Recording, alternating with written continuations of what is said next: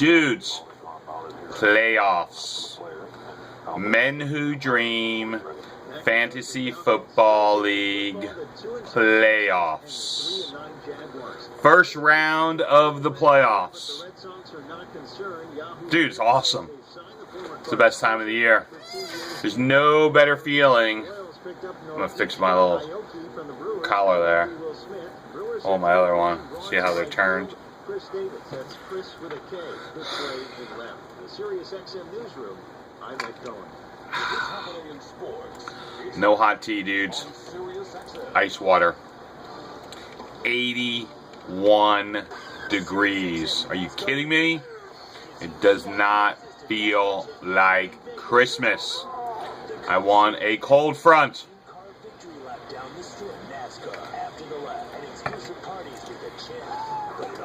Playoffs. For those who are fortunate not to play this week, you're loving life. No, and I'm not talking about the 6 who didn't make the playoffs. But I appreciate you guys still trying. Still participating. Still using the waiver wire. I love it. It's seriously the best year there is. I'm talking about the 2 teams that are grateful not to play this week. A.O.K. Richardson. My man Aaron over there in Tampa. Getting ready for the Playmakers Bowl. Stretching those limbs. Being the stud receiver that he is for the Tampa team. Trying to bring home the cup. This is the 11th year of the Playmakers Bowl. Thanks, Trevor, for that. I appreciate it. Welcome back. And his team, the T-ville Canes. Yes, I will call them the T-ville Canes for 1 week and 1 week only because he's the number 1 seed. Probably the least deserving number 1 seed we've had in years. But he's the number 1 seed. Gotta respect that. And myself, grateful to, I think it was the 2nd year in a row I was the number 2 seed. Not that it means anything, because it hadn't done anything for me. You could score all the points you want in the regular season. Could be the leading scoring team in the regular season. Could be the best team on paper going into the playoffs, but it means nothing. And Fed proved that last year as a 7-6 tie-breaking division winner. Went on a roll to win the trophy. It's one of those things again this year. I mean, both, man, Fed and Bobby. I've said it for a few weeks now. Their teams are scary. When you can get Calvin Johnson to go off for 50 points any game and Peyton Manning to go off for 51 any game, it doesn't matter who else is on your roster or who else you're playing. Let's get into the games this week. We have two games. I'm excited for both of them. Excited to be a spectator because my team is resting. And they need their rest. My matchups are hurt. Well, that's a whole other story. All right. In the battle for the 3rd time this year, they split their first 2 matchups, I believe. Yes, they did. For the 3rd time this year, Bobby Pearson and Mr. Jefferson Starship taking on Ryan Kaleborn and Don't Stop Believing. I wonder if Ryan had stopped believing. I don't know. Bobby's a huge favorite in this game. I look at the, and again, Ryan is the division winner. Ryan is the 4th seed. Bobby's the 5th seed. Means nothing. I didn't feel like going in and manipulating the whole thing to change it around. It doesn't really matter in the big scope of things.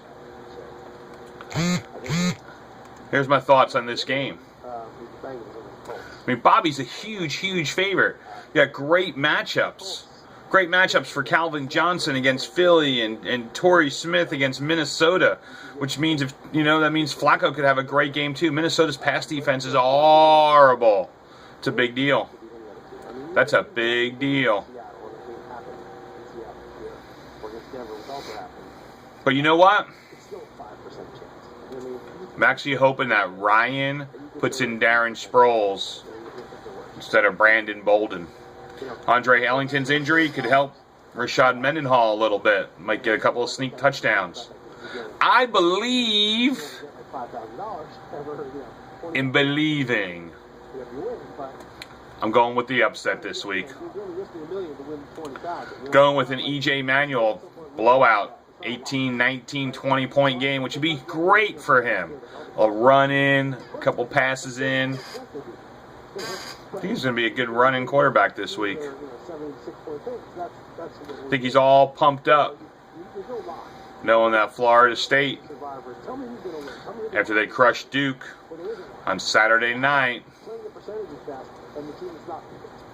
and he's playing as close to home as he possibly can. I guess Jacksonville, but former Florida State Seminole. He's going to prove that he is a better quarterback than the rapist. Why do they hold that investigation? I mean, I don't like any of it. I don't like it. But I think Demaryius Thomas, he's got to be healthy. He's got to have a huge game. Tennessee is serious, tough for receivers. But that doesn't matter for Demaryius Thomas. Doesn't matter for Peyton Manning. You know, if they're on. But he's got to have that crew. He's got to have Bolden have to come out and have a decent game against Seattle. He's got to have Deshaun Jackson have a monster game against Detroit to try to say, hey, it's not all about Megatron. Look at me. Let me make a couple big plays. Let me get motivated. That's a big game. That should be like a better game than Monday night. Something. Give me something. I'm not sold on Dallas, Chicago Monday night. They should switch that around. Philly, Detroit. It'd be a fun game. But no, Ryan needs a guy. I think he's going to do it. I think he's got to put Sproles in that starting lineup, though. I think Sproles is going to have a TD catching. I think Sproles is probably going to have a good bounce-back game. Brandon Bolden's too risky. Patriot running backs. You never know.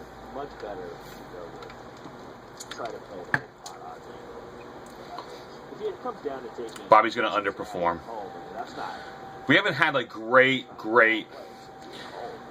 Well, all right, here it is. Don't Stop Believing.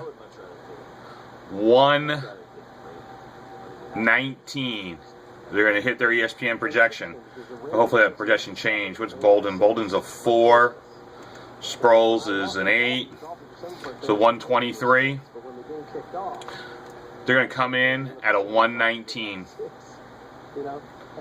Bobby going to have a couple of huge disappointments. DeMarco Murray going to be disappointed. That's a big deal with Garrett Graham. Garrett Graham's forecast out 14 points. That's a lot, man. Not gonna. I don't know. I don't know. I think the Chiefs' defense is only forecast to get a 10. He could overshoot that pretty big. Got a couple. Frank Gore at 14. He needs to come in a little under. I think Bobby's going to disappoint this week. I think he's going to be totally surprised. And I say Ryan will win 119 to 117. And the difference will be Colin Kaepernick, who's going to surprise, not passing the ball so much, but he might even get 2 rushing touchdowns this week against Seattle. Because he's going to take those rushing touchdowns away from Frank Gore.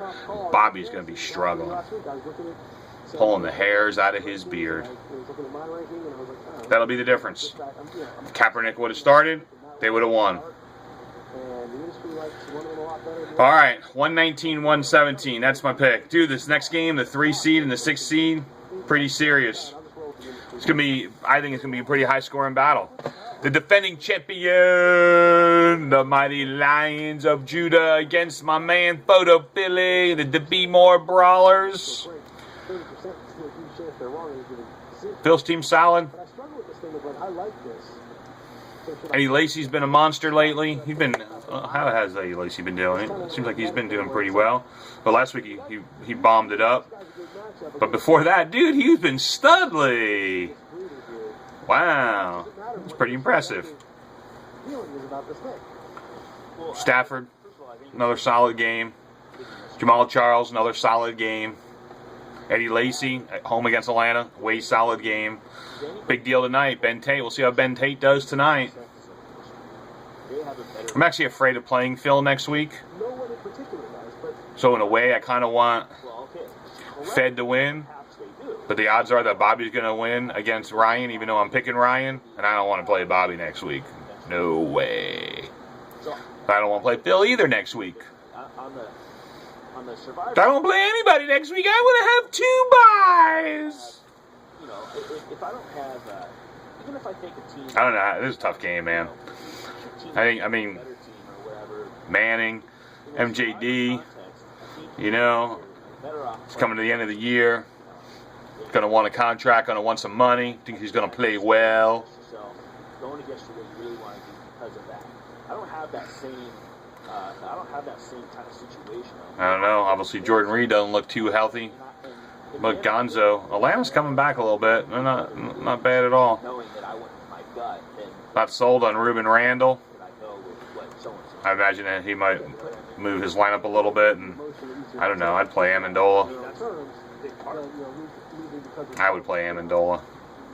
I would. I'd play Amendola over Ruben Randall. I will say I'd play Gonzo over Jordan Reed. Dude, this is a tie game. It's never happened before. It's going to tie. We've never had a tie in the playoffs. We're going to have a tie. It's going to come down to the bench. It's going to come down to the bench. That wisdom of crowds thing is legit, and that you might really need to have a good reason, something you know they don't. And Phil is going to win that bench.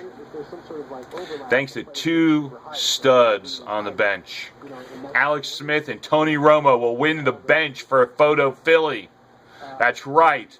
There was a reason to have 3 top 10 quarterbacks in terms of fantasy football points on your roster. Yes, 3 top 10 QBs on your roster. Why? For this particular game, when it ends in a tie.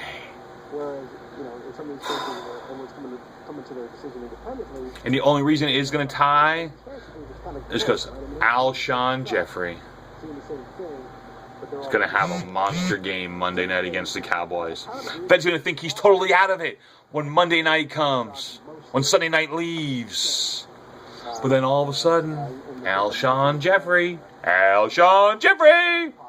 know his name now. Alshon Jeffrey.